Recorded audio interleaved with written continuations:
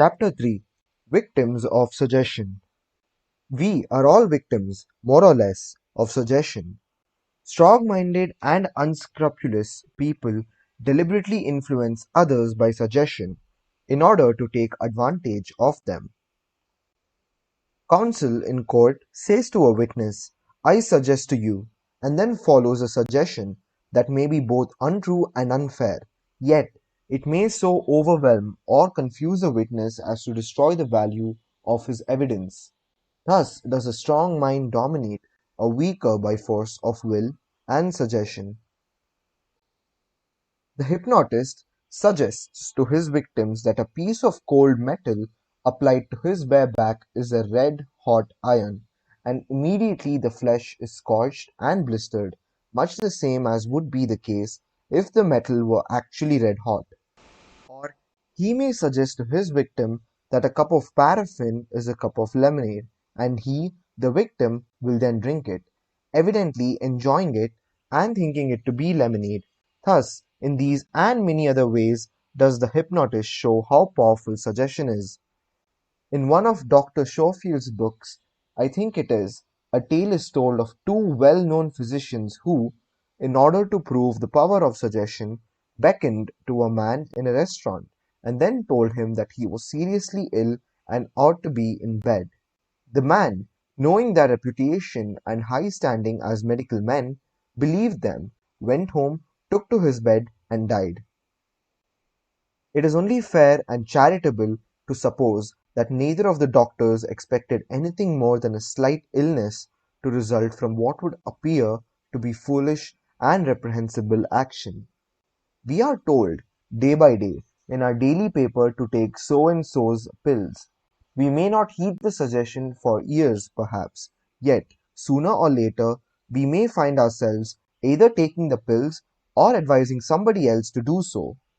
You see a man with streaming eyes, sneezing, and using his handkerchief. This sight suggests influenza to you, with the result that, if you are not positively minded, you may shortly develop an attack yourself. In 1,001 different ways, we are affected by suggestion. We receive it through the eyes, the ears, taste, smell, and touch. We are victims of it at every turn, unless we learn to become positive-minded and proof against suggestion in all its forms. There is not space for me to do more than mention other ways by which we are unconsciously affected and influenced by suggestion. Newspaper and magazine advertising of patent medicines are most potent and powerful mediums of suggestion. We have already mentioned the effect of being told day by day, in our paper and by means of hoardings, to take a certain make of pills. But modern ideas of advertising worthless nostrums and harmful drugs leave such methods of advertising far behind as regards suggestive force and value. Pictures of people sneezing and of others doubled up with painful backs can have only one effect, and that is to make people imagine that they possess the ailment described. I remember when a boy, reading in the papers of that day long advertisements which were headed, "What is this new disease that has come upon us?" I was so affected that I became convinced that I had the disease, and badly too. I became so alarmed that I would no doubt have speedily become really ill if I had not told my parents my fears. Never shall I forget the shouts of merriment that greeted my confession. It seemed as though they would never cease laughing, but they laughed me out of my fears, and I have kept a positive mind towards or against patent medicine advertisements ever since. Many of my readers must have read the late Jerome K. Jerome's humorous account of his experience with a medical work of symptoms. He said that by the time he had finished reading the book, he found he had every disease under the sun except housemaid's knee. Written, no doubt to raise a laugh and to amuse, yet containing a modicum of truth, which, if realized by the masses, would quickly cause the nostrum mongers to shut up shop. Then there is what is termed mass suggestion.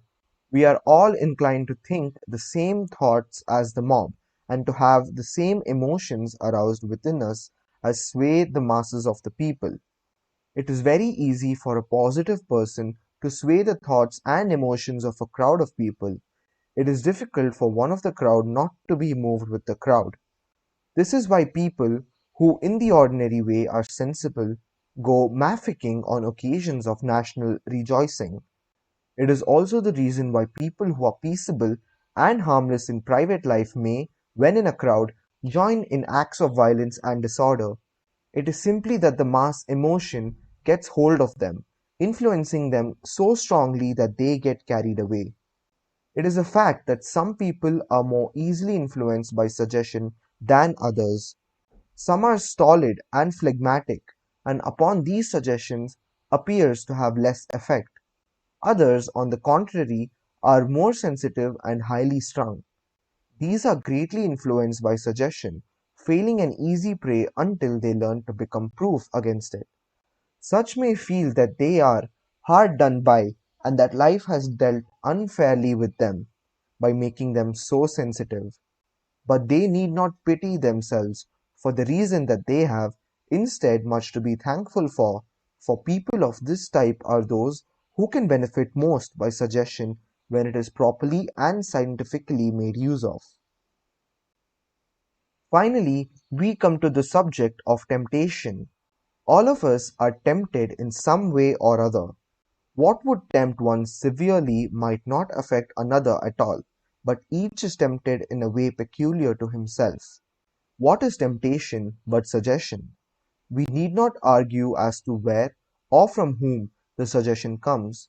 It is surely sufficient for us to know that we are victims of it, until we learn how to resist it successfully. There is no more subtle suggestion than that of temptation. It is so clever it seems impossible to counter it in any way. Even at our best moments, when we would rise to noble deeds, base ideas and motives are suggested to us.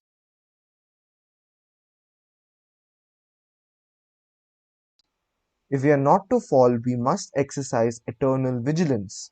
And it is because of this that we are told in the greatest of all books, by the greatest of all teachers, watch and pray lest ye enter into temptation. In concluding this chapter, let me touch lightly on the teaching of those who state that almost everything is suggestion. Their theory is that we possess only consciousness, and that all that forms our life is the result of suggestion. Thus, so they say, poverty is the result of acceptance of suggestions of poverty, disease the result of acceptance of suggestions of disease, trouble the result of acceptance of suggestions of trouble, and so on. To counteract these suggestions, auto-suggestions of an opposite kind are recommended. The poverty-stricken person is advised to whisper to himself as he falls asleep suggestions of wealth, prosperity, and plenty.